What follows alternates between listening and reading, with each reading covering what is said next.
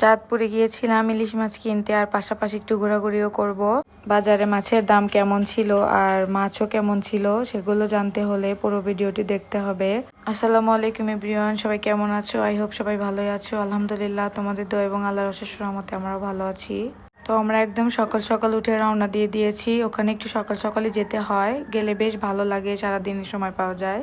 মাঝে একটু নাস্তা করার জন্য ব্রেক নিয়েছিলাম, এখানে গাড়ি থামিয়ে সবাই মিলে নাস্তা করে নিলাম। নাস্তাটা বেশি একটা ভালো ছিল না।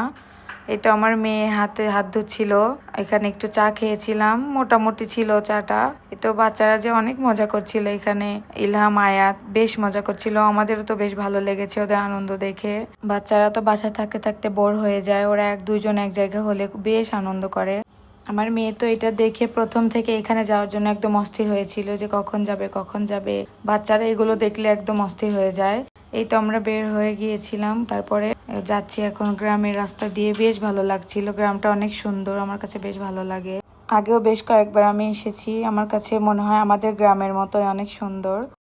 এই তো আমরা চলে এসেছি মাছের বাজারে। এখানে যেমন মাছও ছিল তেমন মানুষও ছিল, মানুষেরও কমতি ছিল না। মানুষের ভিড়ে তো আমরা কোথাও যাইতে পারছিলাম না, লাস্টে এসে দাঁড়িয়েছিলাম। বাচ্চারা তো একদম গরমে অস্থির হয়ে গিয়েছিল, পরে এখানে আইসক্রিম খাচ্ছিল বসে বসে।